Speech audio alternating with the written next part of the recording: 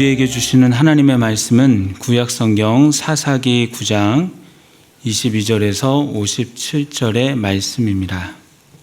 아비멜렉이 이스라엘을 다스린 지 3년에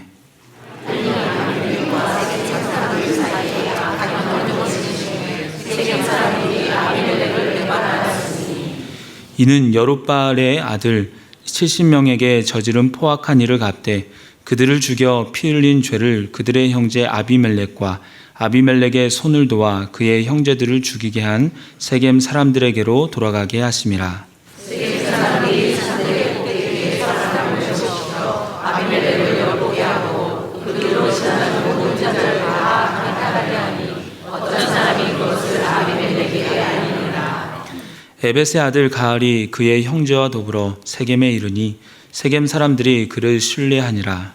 그들이 밭에 가서 포도를 걷다가 밟아 짜서 연회를 들고 그들의 신랑에 들어가서 먹고 마시며 아비멜렉을 저주하니 에벳의 아들 가알이 이르되 아비멜렉은 누구며 세겜은 누구이기에 우리가 아비멜렉을 섬기리요. 그가 여룻바알의 아들이 아니냐. 그의 신복은 수불이 아니냐. 차라리 세겜의 아버지 하몰의 수손을 섬길 것이라. 우리가 어찌 아비멜렉을 섬기리요. 이 백성이 내 수하에 있었다면 내가 아비멜렉을 저주하였으리라고 아비멜렉에게 이르되 내 대들을 증언해서 나가라 하니라. 그 성읍의 반백 스불이 에벳의 아들 가알의 말을 듣고 노하여 아비멜렉에게 가만히 내어야 되되 곧서 에벳의 아들 가알과 그의 형제들이 세겜에 이르러 그 성읍이 당신을 대적하게 하니 당신은 당신과 함께 있는 백성과 더불어 밤에 일어나 밭에 매복하였다가 아침에 그때 당신이 일찍 일어나 이 성읍을 엄습하면 가알이 그와 함께 있는 백성이 나와서 당신을 대적하니 당신은 그의 여호와 그에게 피하소서 하니 아비멜렉과 그와 함께 있는 모든 백성이 밤에 일어나 네 때로 나누어 세겜에 맞서 매복하였더니 나와서 성읍 입구에 설 때에 아비멜렉과 그와 함께 있는 백성이 공격하였던 데서 일어나자마자 가을이 그 백성을 보고 수불에게 이르되 보라 백성이 산 꼭대기에서부터 내려오는도다 하니 수불이 그에게 이르되 내가 산 그림자를 사람으로 보았느니라 하는지라. 가알이 다시 말하되 보라 백성이 만 가운데를 따라 내려오고 또 한에는 모든이 수불이 그에게 이르되 내가 전에 말하기를 아비멜렉이 누구이기에 우리가 그를 섬기려 하던 그 입이 이제 어디 있느냐. 이들이 내가 업신여기던 그 백성이 아니냐. 청하노니 이제 나가서 그들과 싸우라 하니 가알이 세겜 사람들보다 앞에서 나가 아비멜렉과 싸우다가 아비멜렉이 그를 추격하니 그 앞에서 도망하였고 부상하여 엎드려진 자가 많아 성문 입구까지 이르렀더라. 아비멜렉은 아르바에서 어투하고 들어가다가 이르는 자들을 세겜에 거주하니 이튿날 백성이 밭으로 나오매 사람들이 그것을 아비멜렉에게 알리니라. 아비멜렉이 자기 백성을 세겜으로 나눠 밭에 매복시켰더니 백성이 성에서 나오는 것을 보고 일어나 그들을 죽이되 아비멜렉과 그때는 돌격하여 성문 입구에 서고 두 무리는 밭에 있는 자들에게 돌격하여 그들을 죽이니 아비멜렉이 그날 중으로 그 성을 쳐서 마침내는 점령하고 거기 있는 백성을 죽이며 그 성을 걸고 속을 돌리니라. 세겜 망대의 모든 사람들이 이를 듣고 엘브리 신전에 보루로 들어갔더니 세겜 망대의 모든 사람이 모인 것이 아비멜렉에게 알려지니 아비멜렉 및 그와 함께 있는 모든 백성이 살몬 산에 오르고 아비멜렉이 손에 도끼를 들고 나뭇가지를 찍어 그것을 들어올려 자기 어깨에 메고 그와 함께 있는 백성에게 이르되 너희는 내가 행하는 것을 보나니 빨리 나와 같이 행하라 하니 모든 백성들도 각각 나뭇가지를 찍어서 아비멜렉을 따라 보루 위에 놓고 그것들이 얹혀있는 고개에 불을 오르되 세겜 망대의 사람들이 다 서서 남녀가 참정이로다. 아비멜렉이 데베스에 가서 데베스에 맞서 진치고 그것을 점령하였더니 성읍 중에 도망한 자가 있으므로 그 성읍 백성이 남녀가 모두 그리고 도망하여 들어가서 아비멜렉이 망대 앞에 이르러 공격하며 망대의 문에 가까이 나아가서 그것을 불사르려 하더니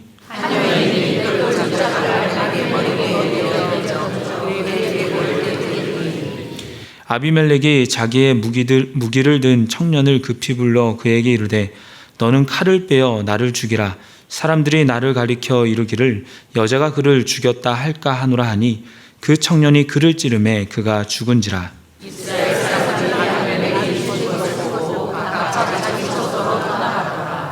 아비멜렉이 그의 형제 70명을 죽여 자기 아버지에게 행한 악행을 하나님이 이같이 갚으셨고 또 모든 악행을 하나님이 그들의 머리에 갚으셨으니 여롯바알의 아들 요담의 저주가 그들에게 임하니라. 아멘. 네, 우리 지난주에는 야심이라는 제목이었고 오늘은 본심입니다. 다음 주에는 어떤 심이 나올지는 모르겠습니다. 아마 오늘로 끝이 나지 않을까 생각을 합니다.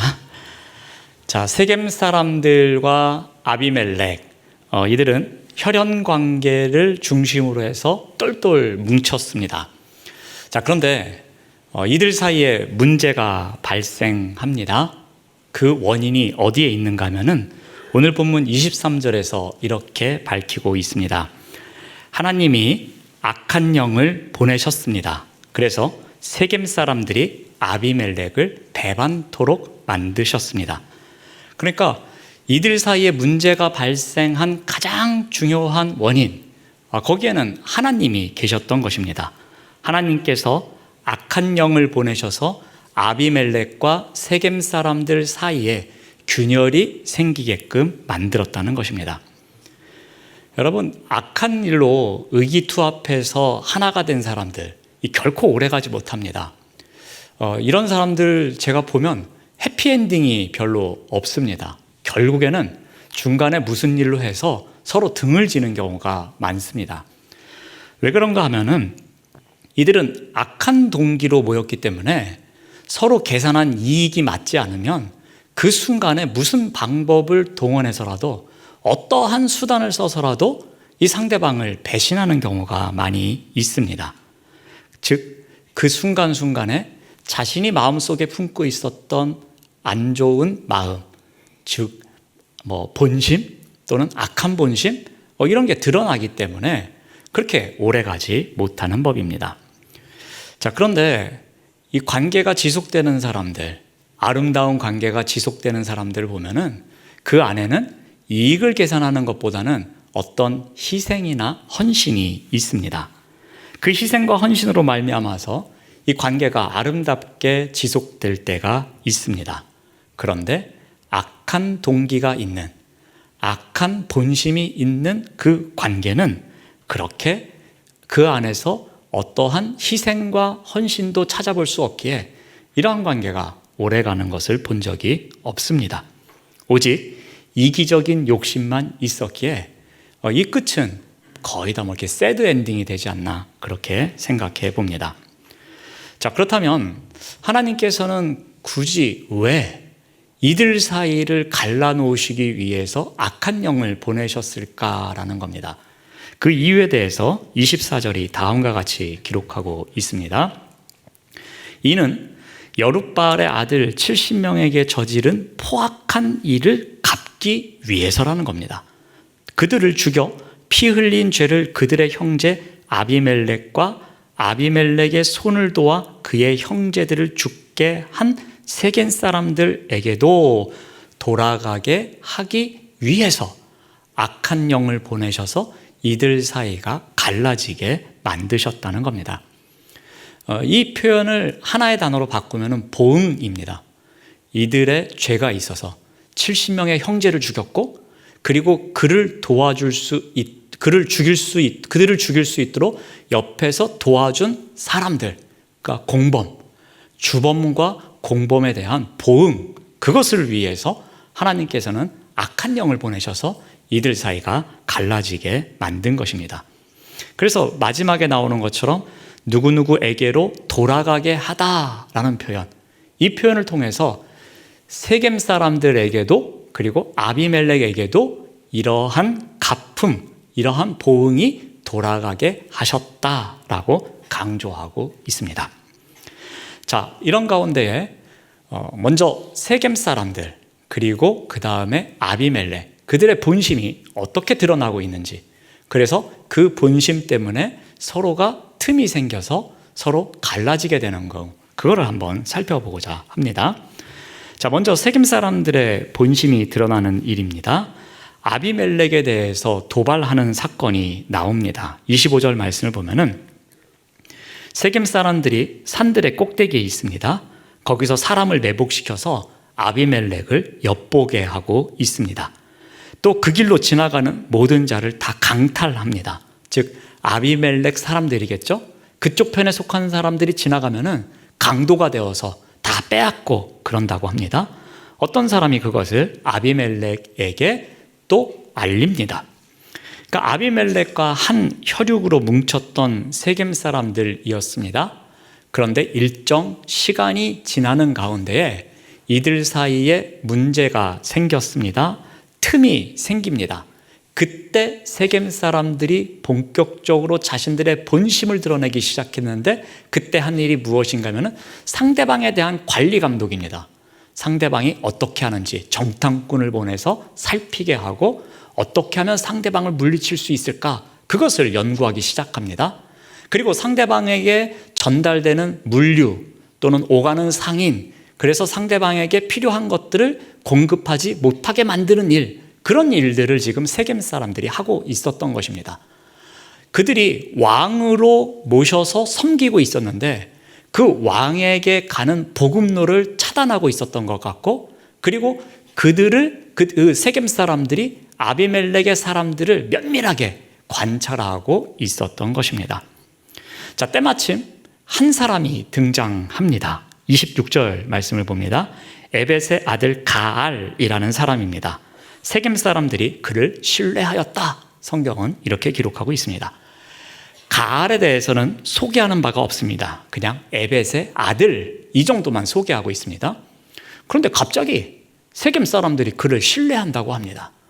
여차여차해서 세겜 사람들이 가알을 신뢰했습니다. 그런 설명이 없고 그냥 무조건 신뢰하는 상황이 된 것입니다. 낯선 사람을 신뢰합니다.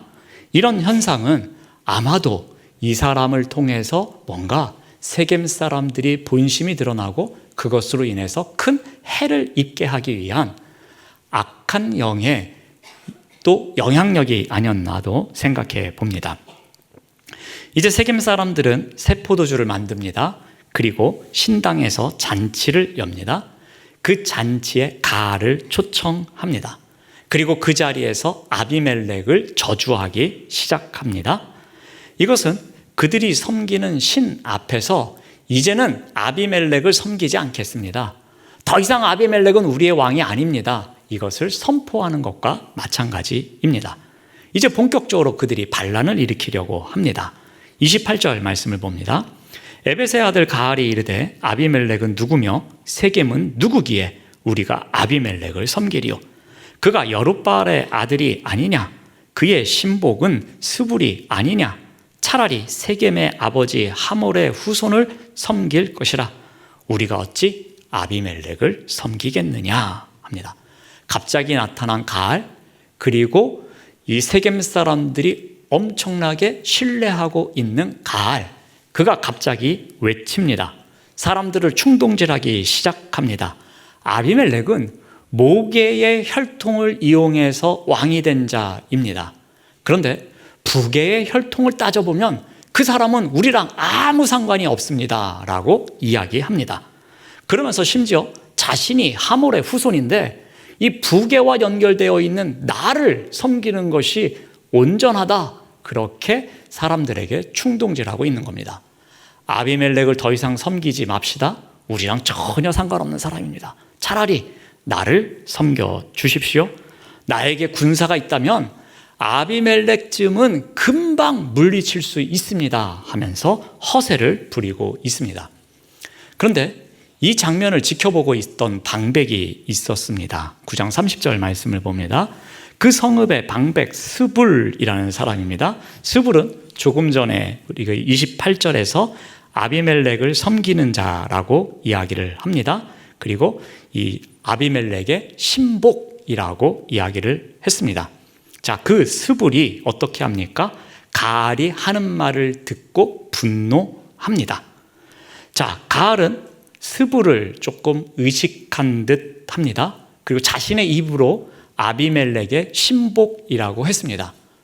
상대편의 신복인데 자기 앞에 두고서 지금 허세를 부리고 있습니다. 마치 자신이 모든 일을 할 것처럼 이야기합니다. 여기에는 의도된 바가 있는 것 같습니다. 상대편의 신복이지만 내가 상대편을 물리칠 수 있다고 이야기하면 나에게 넘어오겠지? 내 편이 되겠지? 야, 내가 오늘 이렇게 유창하게 말을 하면은 야, 이 사람은 이제 오늘부터 내 편이 될 거야.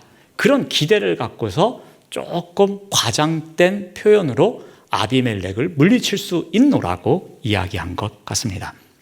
자, 그렇지만 스불은 이런 가알의 말에 넘어가지 않고 오히려 분노하였다라고 합니다. 이걸 보면 진짜 신복인 것을 알 수 있습니다. 만약에 무늬만 신복이었으면 야, 그래, 난 결정했어. 오늘부터 나는 가알을 따를 거야 하고 그대로 배반할 텐데 그렇지 않고 마음속에 분노를 품습니다. 자, 가알의 등장으로 인해서 이제 세겜 사람들과 아비멜렉이 본격적으로 전쟁을 할 수밖에 없는 상황이 되었다라는 것을 알 수 있습니다. 지금까지 살펴본 본문에서 이 세겜 사람들의 본심을 살펴보았습니다. 아비멜렉과 혈연 관계로 시작되었습니다. 그런데 처음에는 서로의 이익이 맞아 떨어졌습니다. 하지만 시간이 지나가면서 한계 상황에 도달합니다. 그리고 여호와께서 악한 영을 보내셔서 이들 사이에 틈이 더 벌어지게 만듭니다. 그래서 그들은 아비멜렉을 왕으로 존경하지 않습니다. 그리고 아비멜렉도 그들을 백성으로 사랑하지 않습니다. 이런 가운데에 도발적인 행동이 일어납니다. 그들은 아비멜렉의 통제에서 벗어나고자 합니다. 마침 이때에 가알이라고 하는 사람이 나타나서 그들의 본심에 충동질을 합니다. 새로운 리더가 세워집니다. 이제 반란을 본격적으로 준비하는 상황입니다. 자, 이 소식이 아비멜렉에게 전해집니다. 그러자 아비멜렉 또한 본심이 드러납니다. 34절 말씀을 봅니다. 아비멜렉과 그와 함께 있는 모든 백성이 밤에 일어나 넷대로 나누어 세겜에 맞서 매복하였더니, 이것은 스불이 알려준 방식입니다. 그대로 밤에 군대를 4개의 진으로 나누어서 세겜을 향하여서 들판에서 매복하고 있습니다. 그러다 아침에 공격하고자 합니다. 자, 이렇게 성적으로 다가오고 있는 아비멜렉과 그의 군대를 가알이 발견한 것 같습니다. 그는 스불에게 말합니다. 저기 오는 게 아비멜렉의 군대 아니냐? 그랬더니 스불이 아비멜렉을 돕기 위해서 거짓말을 합니다. 저거는 산 그림자야. 어떻게 저게 사람이야? 똑바로 봐 하면서 뭐라고 합니다. 해 뜨는 시간이었기에 아마도 조금 시야가 정확하지 않았던 것 같습니다. 그래서 잘못 본 것이라고 둘러대는 아비멜렉의 군대가 가까이 올 때까지 시간을 벌어준 것 같습니다. 자, 스불이 시간을 버는 동안에 아비멜렉의 군대는 계속해서 전진했고, 그리고 그들이 가까이 오자 이제 발견하게 됩니다. 자, 적절한 시점이 되었을 때 스불이 어떻게 하는가 하면은 38절 말씀을 봅니다. 스불이 그에게 이르되 내가 전에 말하기를 아비멜렉이 누구이기에 우리가 그를 섬기리오 하던 그 입이 이제 어디 있느냐? 이들이 내가 업신여기던 그 백성이 아니냐? 청하노니 이제 나가서 그들과 싸우라 라고 합니다. 이 싸움을 충동질하고 있습니다. 그러면서 내가 말했잖아, 아비멜렉이 어디 있냐고.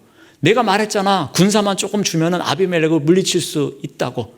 자, 그랬으니 나가 싸워. 자, 싸우면 너 이길 수 있을 거야 하면서 지금 죽으러 가라고 충동질하고 있는 겁니다.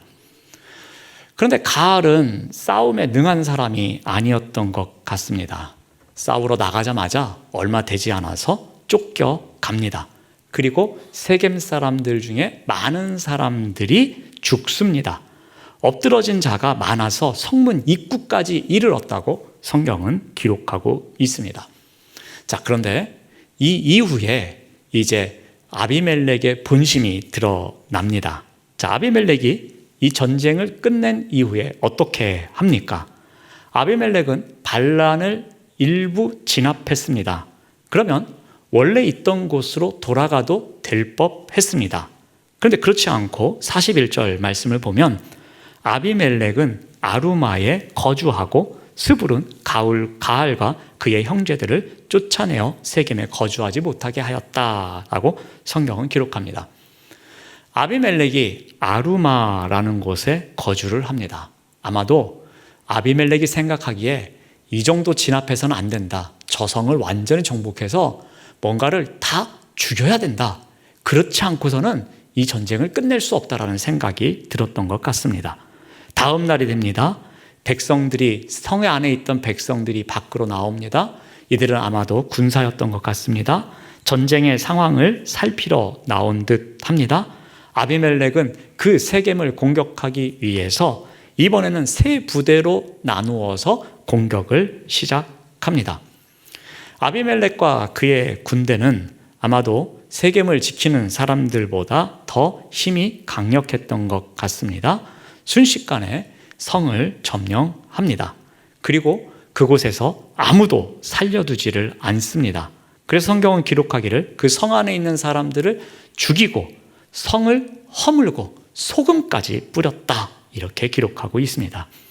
이러한 행위는 아마도 저주를 퍼붓는 행위인 것 같습니다.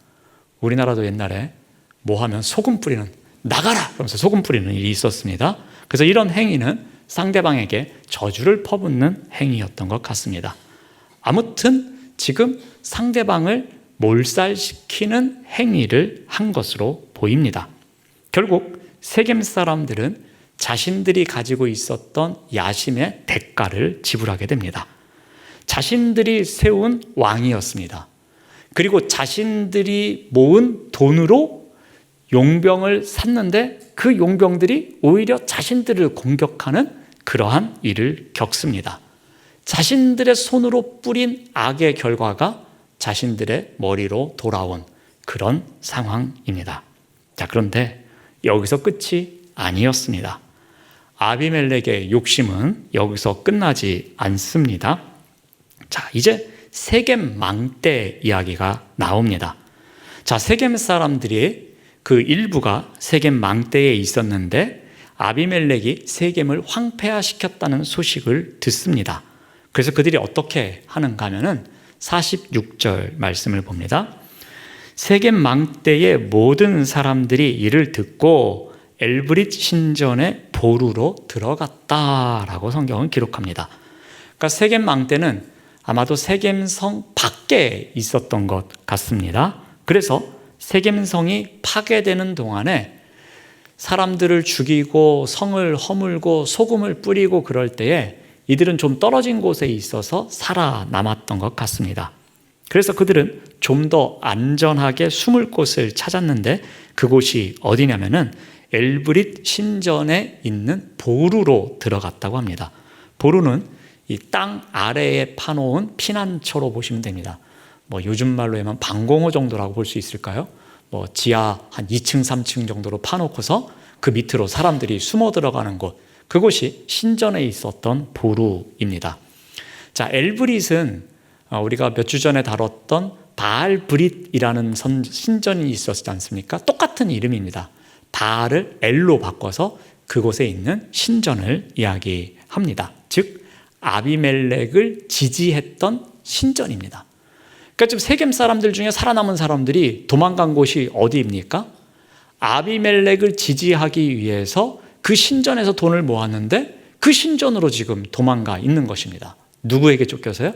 자신들이 후원했던 그 아비멜렉에게 쫓겨서 그곳에 가 있습니다. 아비멜렉이 정보원을 통해서 사람들이 그곳에 숨었다는 이야기를 듣습니다. 자, 47절에서 이렇게 기록합니다.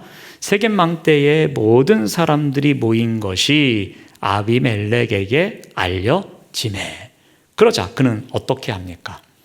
살몬 산이라는 곳에 올라갑니다. 그리고 도끼를 꺼냅니다. 그리고 나뭇가지를 자릅니다.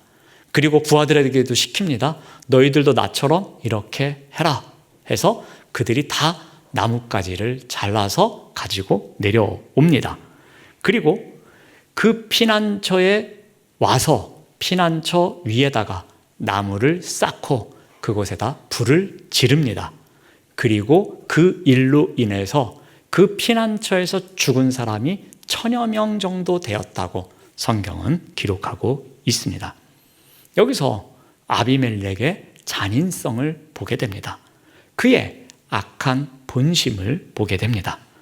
그들은 엘브리 신이 구해줄 것이라고 생각하는 마음으로 그 신전 지하에 있는 피난처로 숨었습니다.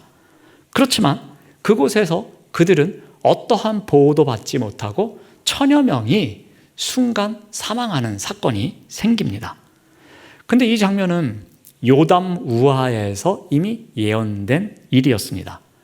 여러분, 가시나무에 대한 이야기를 할 때에 나에게 그늘로 와라, 내 그늘로 오지 않으면 불이 나와서 너희들 죽일 거야 라고 협박하는 일이 있었습니다.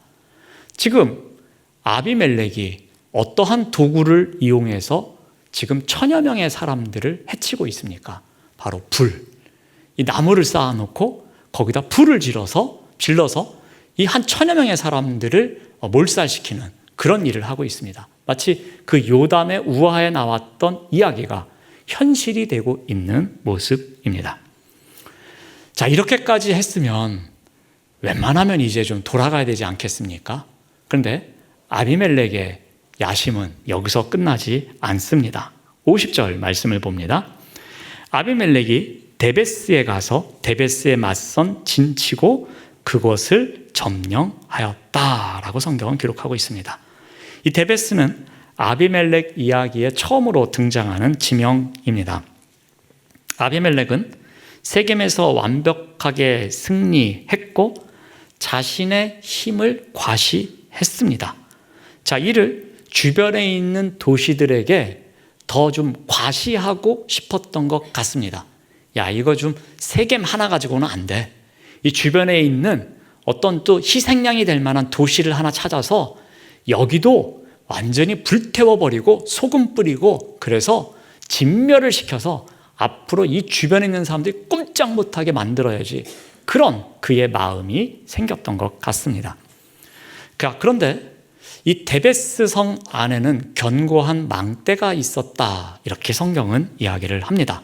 성읍 사람들은 그 망대로 숨습니다. 그리고 문을 걸어 잠깁니다. 그리고 그들은 꼭대기로 올라갑니다. 몇 층의 높이인지는 모르겠습니다. 근데 성읍 사람들이 피할 정도니까 꽤 넓고 큰 망대, 조금 높았던 망대였던 것 같습니다. 자, 망대 입구가 막혀서 공격을 할 수 없자 아비멜렉이 또 생각한 아이디어가 있었습니다. 그것이 무엇이었냐면 이 망대를 불태우는 것이었습니다. 그러니까 아비멜렉의 최고의 무기는 요담 우하에서 다 알려줬어요. 그냥 불입니다. 불 가지고 하는 것이 이가 할 수 있는 최대의 무기였습니다. 그래서 불을 지르려고 망대 가까이로 갔습니다. 이때 무슨 일이 발생합니까? 53절 말씀을 봅니다. 한 여인이 맷돌 윗짝을 아비멜렉의 머리 위에 내려 던집니다. 그래서 그의 두개골이 깨지는 사건이 일어납니다. 아무도 예상치 못한 일입니다. 그리고 이름도 소개되지 않는 한 여인이 맷돌 윗짝만 들어서 던졌는데 그게 아비멜렉의 머리에 맞았던 것입니다.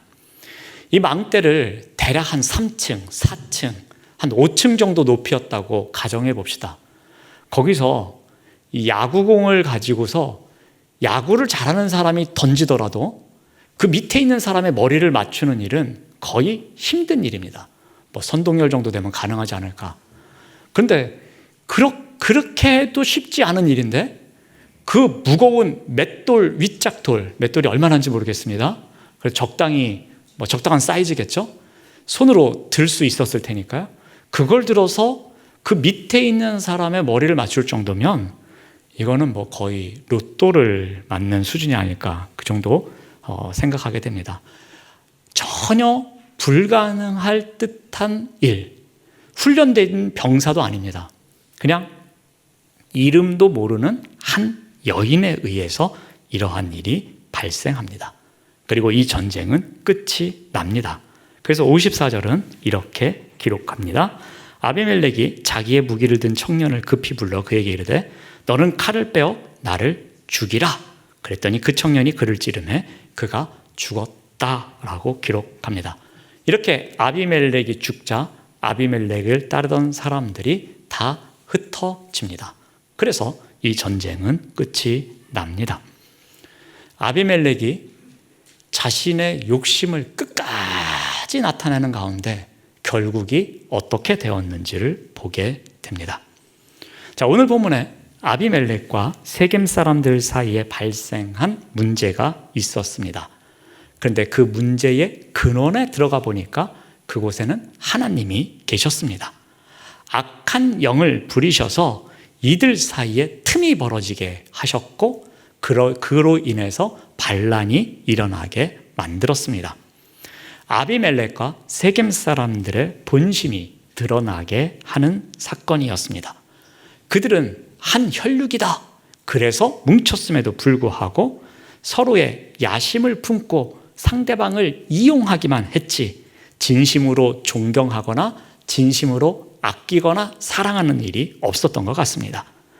이 하나님은 이들의 본심인 악한 마음이 드러나게 하셨고 그 본심에 따라 살아가게 해서 결국은 두 부류가 다 멸망하는 자리로 나아가는 것을 이끌어 가셨습니다. 자, 그러면서 성경은 마지막에 오늘 본문에서 이 두 부류에 대한 신학적인 해석을 하면서 마무리를 짓습니다. 자, 아비멜렉에 대해서는 어떻게 결론을 짓는가 하면은 56절 말씀을 봅니다. 아비멜렉이 그의 형제 70명을 죽여 자기 아버지에게 행한 악행을 하나님이 이같이 갚으셨다라고 합니다. 그 70명을 죽인 악행, 그 악행을 갚기 위해서 이 세겜 사람들과 틈이 벌어지게 하셨고 그리고 그들의 반란이 있게 하셨고 그리고 지금까지 전쟁 가운데서 마지막에 어느 한 여인에 의해서 이렇게 그의 악행이 끝이 나는 장면이었노라고, 하나님께서 이같이 갚으셨다라고 신학적으로 정리를 하고 있습니다. 또 세겜 사람들에 대해서는 어떻게 마무리를 짓습니까? 57절 말씀을 봅니다. 또 세겜 사람들의 모든 악행을 이 또한 하나님이 그들의 머리에 갚으셨다라고 합니다. 여룻바알의 아들 요담의 저주가 그들에게 응했다라는 겁니다. 자, 요담의 저주가 무엇이었습니까? 가시나무에서 불이 나와서 상대방을 죽이는 일이었죠. 그 저주가 세겜 사람들에게 응했던 것입니다. 자, 주님은 정확하게 보응하시고 정의를 세워 나가신 것을 오늘 말씀을 통해서 보게 됩니다. 세겜의 죄를 벌하기 위해서 이 가시나무를 또 사용하시는 그런 면도 보게 됩니다. 자, 그렇다면 이 말씀을 통해서 우리가 무엇을 적용해 볼 수 있겠습니까? 본심을 드러내는 사람들, 즉 악한 본심을 드러내는 사람들이 모인 공동체, 결코 그곳은 오래가지 못한다라는 것입니다. 왜냐하면 서로의 이익, 서로의 본심이 드러나면서 충돌하기 때문입니다. 나만 생각하고 나의 본심대로 행하다 보니까 그 공동체가 오래가지 못하고 결국에는 틈이 생기고 결국에는 반란이 일어나고 결국에는 등을 지는 결과가 되고 결국에는 두 사람의 결국이 좋지 않음을 보게 됩니다. 그러므로 우리가 모이는 공동체는 이와 달라야 함을 생각할 수 있습니다. 우리가 모이는 교회 공동체는 본심을 드러내는 공동체가 아니라 은혜를 드러내는 공동체가 되어야 할 것입니다. 본심대로 살아가기 위해서 모이는 공동체가 아니라 그 본심대로 행하면서 누군가를 아프게 하고 힘들게 하고 등을 지는 곳이 아니라 은혜대로 살아가서 오히려 감싸주고 오히려 양보해주고 오히려 격려해주는 공동체가 되어야 한다는 것입니다. 그러므로 말씀이 우리를 날마다 새롭게 변화시키는 역사가 있어야 할 것입니다. 말씀이 우리를 날마다 새롭게 변화시키는 그 능력으로 그 능력에 힘입어서 우리가 본심이 아닌 은혜에 힘입어서 살아가야 할 것입니다. 본심에 휘둘리는 인생길이 아닌 은혜에 사로잡힌 인생길을 살아내시는 우리 모두가 되시기를 바랍니다. 기도하겠습니다. 하나님 감사합니다. 악한 본심을 드러내는 사람들이 모인 공동체는 결코 해피엔딩으로 끝나지 않음을 오늘 말씀을 통해서 배웁니다. 하나님, 우리가 우리의 공동체로 모일 때에 본심보다는 은혜로 우리의 공동체를 세워갈 수 있도록 인도하여 주시옵소서. 모든 것 감사드립니다. 예수님의 이름으로 기도드립니다. 아멘.